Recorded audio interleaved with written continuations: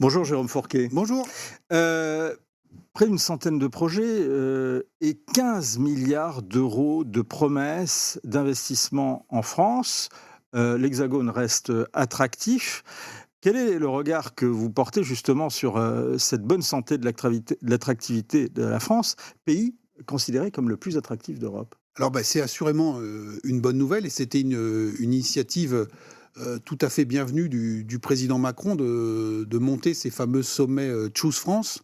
Alors, on comprend bien que pour l'attractivité internationale, il fallait privilégier l'anglais, mais donc on passera sur la sémantique. Donc il a mis en place ce dispositif dès qu'il est arrivé aux responsabilités. Et tout ça porte ses fruits. Donc c'est une bonne nouvelle que des grandes entreprises, grandes ou moyennes étrangères, viennent investir en France. Est-ce que ça suffira Alors, justement à contrebalancer l'autre aspect de sa politique qui a été, et que vous abondez très abondamment, que vous développez beaucoup dans votre note, qui est une politique du chéquier? alors, ces arbres majestueux ne doivent pas cacher la forêt qui est quand même assez clairsemée, c'est-à-dire qu'il y a certes des... Alors déjà, ce sont des promesses d'investissement, et on sait que la mariée est toujours belle, il faut voir ensuite dans le temps si les milliards sont bien au rendez-vous, si le nombre d'emplois créés le sont, mais même si on a des pertes en ligne, encore une fois, ce sont des bonnes nouvelles.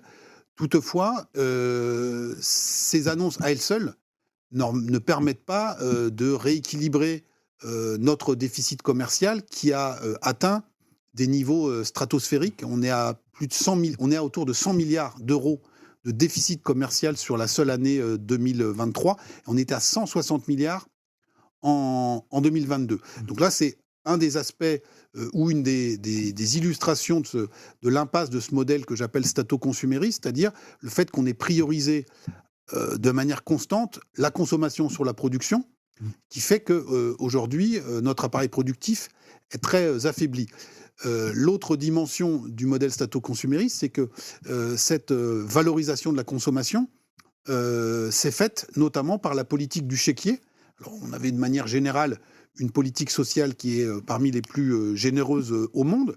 Et puis on a le quoi qu'il en coûte qui a été adopté sans coup férir au moment du Covid, avec depuis lors une multiplication des dispositifs que je me suis ingénié à essayer de lister. J'en ai sans doute oublié certains.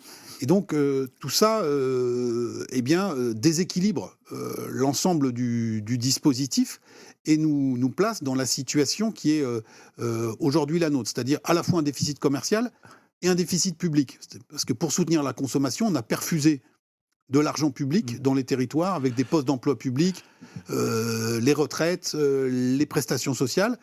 Et tout ça finissait dans les caisses enregistreuses de la grande distribution qui vendaient de plus en plus de produits qui provenaient de l'étranger. Donc à la fois déficit commercial et déficit public. C'est assez frappant. On va prendre peut-être un exemple. Vous avez abondamment parlé du poulet, donc on va étendre ça. On va parler d'autres, justement. D'abord, on va parler d'agriculture. Ce qui est frappant, c'est de voir que l'agriculture, qui était un de nos fleurons, a considérablement chuté, même dans la part de la consommation française, notamment de poulet, justement, qui est importée, a considérablement augmenté. Donc notre agriculture, notre élevage a considérablement baissé dans le propre marché intérieur. Tout à fait. Incroyable. Donc on le voit, donc c'est à la fois du fait d'un certain nombre de politiques réglementaires, environnementales, sanitaires, sociales ou autres, qui, sur des produits qui ne sont pas forcément à haute valeur ajoutée, on sait que c'est le prix qui, en dernière instance, va peser très fortement sur le choix du consommateur. Et si on rajoute des contraintes sociales, environnementales, normatives... Ça augmente le coût de production, des produits français. Et donc, le poulet est au prix du foie gras, finalement. Alors, peut-être pas complètement, mais qui est beaucoup plus cher, en tout cas, il est plus cher que ce qui est produit dans... Alors, ce qu'on refuse en France, par exemple, de très grands élevages, c'est autorisé dans d'autres pays, mais ces poulets qui sont produits dans ces grands élevages reviennent ensuite chez nous en France. Donc, on prenait le cas du poulet qui est assez emblématique. 25% de la consommation française en 1990 était importée. Aujourd'hui, on a passé les 50%.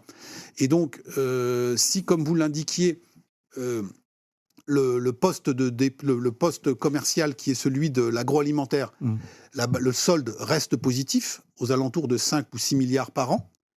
Et quand on regarde dans le détail, toute une partie de ce bénéfice est liée aux très bonnes performances du secteur des vins et spiritueux, où là on est à plus de 15 milliards d'excédents, ce qui à lui seul permet de compenser les trous qu'on constate de manière de plus en plus systématique dans certains postes de dépenses, fruits et légumes ou élevage par exemple. Donc on a encore quelques arbres, encore une fois, qui cachent, majestueux, voilà, qui cachent la forêt.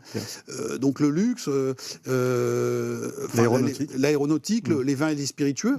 Mais on voit que sur les productions, j'allais dire standards, on a considérablement reculé en espace de seulement, c'est ça qui est stupéfiant, une vingtaine d'années. Alors, il y a un point également qui est intéressant, c'est également quand on regarde la part de la présence française sur un marché qui est celui du transport routier, qui a été, mais c'est même pas une dégringolade. Là, c'est vraiment, on passe de la piste noire à la piste verte et voire de la piste jaune.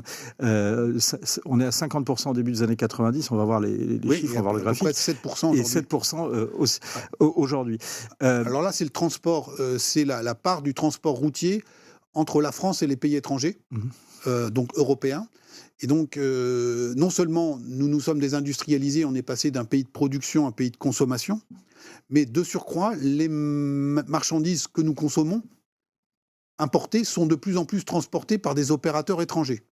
Alors, pour quelles raisons ? Encore une fois, coût du travail, tarification, contraintes sociales et réglementaires qui ont fait que des opérateurs étrangers ont considérablement accru leur part de marché et les faits sont encore plus cruels que cela. C'est-à-dire que même aujourd'hui, sur le marché routier intérieur, les opérateurs étrangers représentent à peu près 35% des déchargements. Alors, il y a plusieurs choses, plusieurs questions qui viennent à l'esprit quand vous décrivez ces phénomènes-là. D'abord, et c'est une expression que vous employez dans votre note, la France, vous dites, est un pays de plus en plus détenu. Oui, alors je me base sur les travaux de l'économiste Jean-Marc Daniel, qui parle de pays qui détiennent une majorité d'actifs. Pourtant d'une grande ouverture des marchés. Hein. Oui, mais alors, pourquoi pas, mais il faut être du côté des gagnants. Ouais. Et donc, de la même manière qu'il y a une balance commerciale, vous avez une balance des capitaux ou des avoirs que vous détenez à l'étranger et des avoirs étrangers qui sont détenus ici en France. Et donc, Jean-Marc Daniel montre que comment, en 25 ans, notre solde de capitaux est passé totalement dans le rouge. Et nous sommes aujourd'hui, si l'on peut dire, un pays qui est en voie de détention, c'est-à-dire que la part des actifs financiers, industriels, économiques en français détenus par des étrangers est de plus en plus importante. Et donc, est-ce qu'elle est plus forte que la part des actifs et capitaux détenus par les Français ? Alors non, pas encore, mais ce que les Français possèdent à l'étranger est infiniment plus faible que ce que les étrangers possèdent en France. Et donc ça se comprend assez intuitivement, c'est-à-dire qu'à partir du moment où nous avons une balance commerciale qui, ces dernières années, accuse un déficit de 100 milliards par an, en gros, chaque année, il y a 100 milliards qui sortent. En fait, hein. Et donc, c'est ce pays qui est en voie de détention. Alors, nous sommes très heureux de placer de la dette publique à des opérateurs étrangers. Mais, la grande idée de Michel Sapin au début des années 90 pour pouvoir continuer dans ce modèle, conserver l'État-providence et continuer d'amorcer la pompe. Je reviens un instant sur Choose France. Sur Choose France, on est essentiellement sur des agrandissements d'implantations industrielles ou des constructions de nouvelles implantations. Donc là, on est plutôt sur, j'allais dire, du bon investissement, mais parfois on se félicite que des opérateurs étrangers investissent en France. Mais quand on regarde dans le détail, ils viennent faire leur marché chez nous et ils rachètent un certain nombre de fleurons. Et donc, de la même manière que la dette publique française est de plus en plus détenue par les étrangers, on a toute une partie de notre appareil productif qui est passé aujourd'hui sous pavillon étranger. Et justement, alors justement sur cette partie de l'appareil productif, là, on va voir effectivement une liste qui est effarante. Et vous y revenez d'ailleurs déjà, notamment dans La France sous nos yeux. Hein, vous commenciez ce livre en racontant le démantèlement d'Alcatel qui a été théorisé. Vous racontez très bien tout ça en détail à l'époque par Serge Churuc, qui était le patron d'Alcatel, qui avait été sur ce plateau ardemment défendu d'ailleurs par Jean-Marc Daniel. C'est pour ça que c'est assez intéressant de vous entendre sur la question, parce qu'on incrimine les élus, mais je viens de le faire avec Michel Sapin, mais quand on regarde la liste de ces entreprises françaises rachetées par les groupes étrangers, on se souvient qu'il y a un certain nombre de mesures qui sont décriées par les élites économiques et qui voyaient la quintessence de l'obscénité. Ce sont les mesures de protection. Est-ce qu'elles n'ont pas, elles, aussi un rôle et une responsabilité dans cette évolution-là? Oui, en partie. C'est-à-dire qu'on a fait le choix d'un marché ouvert tout en ne modifiant pas notre métabolisme. C'est-à-dire suradministration, surtransposition et politique de relance keynésienne. Et tout ça marche dans une économie qui est relativement fermée. Donc on avait eu déjà, si vous voulez, le premier craquement en 83 avec le tournant de la rigueur. Mais depuis lors, on a persisté dans cette erreur. Et donc, pourquoi pas accepter un modèle d'économie très ouverte, notamment dans un cadre européen, mais donnons à nos entreprises. Donc il faut simplifier la réglementation. Alors, voilà, Bruno Le Maire, dans la présentation de son énième choc de simplification, estime, alors c'est sans doute un cabinet de consultants qui a fait le calcul, mais que la part du respect des contraintes administratives dans une entreprise, ça représente à peu près l'équivalent de 3% du PIB. Voilà. Et donc c'est ça en moins pour investir, développer des capacités de production, etc. Parce que c'est une autre question qu'on se pose. Il y avait justement un ancien éditorialiste du Figaro Magazine, Alain Griottret, qui disait « On est socialiste à l'intérieur, on est un libéral à l'extérieur, alors qu'il faudrait faire l'inverse. » Bon, je ne vous demande pas de commenter ces propos, mais je reprends sur la question des mesures de protection. Si on a des mesures très réglementaires, il faut qu'on ait des mesures de protection à nos frontières, si on veut avoir une concurrence loyale. On est là-dessus, on reprend la quintessence de l'obscénité pour les élites économiques. Voilà, on reprend l'exemple de l'agriculture, des produits agricoles, c'est-à-dire qu'on et c'est très bien, on fixe des cahiers des charges assez drastiques à nos agriculteurs en matière de produits phytosanitaires, hormones de croissance, etc., qui contraintes ou cadrage juridique qui ne sont pas exigés des producteurs étrangers chez lesquels bon nombre de nos centrales d'achat se fournissent. Et donc, dans ce cadre-là, ça ne peut pas fonctionner, notamment si on est sur des produits, encore une fois, où le prix est la variable première du choix du consommateur final. Est-ce que vous avez été contacté par des élus suite à la publication de votre note ? Alors, pas encore. J'ai eu quelques retours, mais donc je remercie le Figaro de m'avoir donné l'occasion d'exprimer tout ça. Ces retours sont une forme de prise de conscience ? Alors, j'espère que progressivement, on arrive à cela. Vous parlez du protectionnisme tout à l'heure. Je pense qu'il y a une bataille culturelle qui a été engagée par Arnaud Montebourg et sa fameuse marinière. Et donc, à l'époque, beaucoup de gens le regardaient de manière un peu étrange. Et donc, petit à petit, cette idée d'une souveraineté, de reconquérir la capacité à produire en France, le Covid est aussi passé par là, les choses font leur chemin. Mais on voit encore, et les chiffres sont cruels, comment ou combien de terrain a été perdu en l'espace de seulement une vingtaine d'années. On vous connaît, Jérôme Fourquet, pour commenter la situation économique, sociale et parfois métapolitique de la France, les grandes solutions, mais vous êtes également un grand observateur, un fin observateur de la vie économique et de la vie des entreprises, et notamment des clients de l'IFOP. Et justement, une question vient à l'esprit. Est-ce que ce modèle que vous décrivez et que vous décriez du statoconsumérisme n'est pas rendu inéluctable par le fait que beaucoup de produits sont aujourd'hui parvenus à maturité et qu'il faut une débauche de marketing pour les vendre et les maintenir à flot ? Alors, il y a cette logique, mais vous voyez que toute une partie si on reprend l'univers de la consommation alimentaire, on pourrait très bien augmenter la part de production nationale dans la consommation française. L'exemple de la chips est frappant, par exemple. Alors voilà, on prend cet exemple de la chips ou de la frite, puisqu'on est la France est encore le premier exportateur mondial de pommes de terre, notamment grâce à nos agriculteurs des Hauts-de-France. Et il se trouve que nous sommes en revanche importateurs nets de chips, puisque beaucoup de ces pommes de terre franchissent la frontière, sont transformées en chips en Belgique ou aux Pays-Bas, et ensuite reviennent chez nous. Donc là, on marche sur la tête. Et le Figaro a consacré un article à cette espèce de paradoxe. Et donc, on explique qu'il y a une tradition industrielle bien ancrée dans le Benelux pour la production de produits dérivés à base de pommes de terre. Mais on ajoute aussi, couplé à tout cela, des dispositifs administratifs plus légers. Donc, on y revient. C'est-à-dire que pour un opérateur français, belge ou américain, même si McCain a annoncé à Choose France qu'il allait investir encore davantage dans les usines qui fabriquent ces frites surgelées dans le nord de la France. Quand vous regardez le coût du travail, les contraintes réglementaires, sanitaires, sociales et environnementales, le choix est vite fait de placer l'usine d'un côté ou de l'autre de la frontière. Et c'est je pense que c'est ce gâchis qu'on ne peut plus, absolument plus se permettre et se payer au stade où nous sommes collectivement arrivés. Il nous reste peu de temps, je voudrais avoir peut-être des réponses courtes sur ces questions-là. À quand datez-vous les prémices de ce modèle ?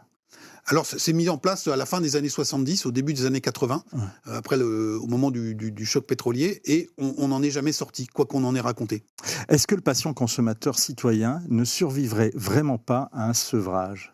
Alors, ce que j'explique aussi, c'est que son propre métabolisme s'est adapté à si je puis dire, ce régime alimentaire, et donc le sevrage va être aujourd'hui très, très compliqué. On l'a vu au moment du Covid.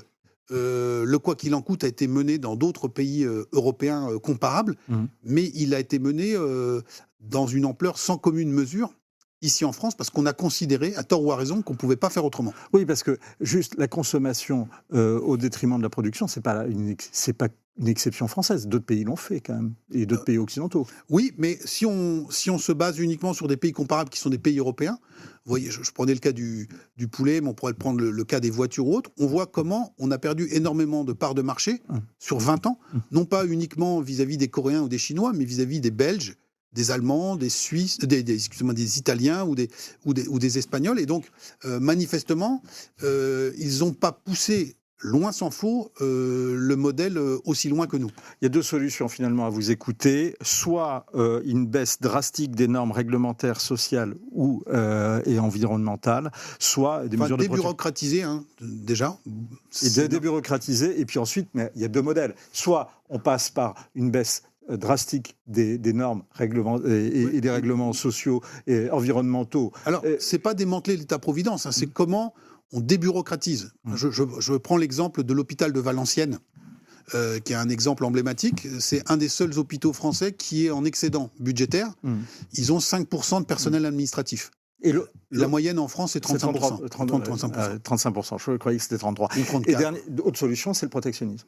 On peut coupler les deux, c'est-à-dire adapter un certain nombre de normes qui nous permettent de jouer à armes égales, et puis faire disparaître les boulets que nous nous sommes nous-mêmes mis au pied. Ce que j'essaie de montrer aussi dans la note, c'est comment Emmanuel Macron, je pense, est conscient de tout ça et a développé des systèmes dérivatifs pour essayer de contourner les obstacles en prenant des réglementations d'exception quand il faut aller vite, pour construire le village olympique des JO, quand il faut rebâtir Notre-Dame de Paris, ou quand il faut donner un coup de pouce à un certain nombre d'entreprises dites pépites. Eh bien, on crée des dispositifs pour leur permettre de contourner l'espèce de superstructure administrative dont on sait, au sommet de l'État, qu'il est un boulet aujourd'hui insupportable. Et déjà Jean Arthuis, ministre de l'économie, le disait il y a quasiment 30 ans. Merci beaucoup. Merci Jérôme Fourquet. L'État guichet, un modèle à bout de souffle dans une France qui a cessé de produire.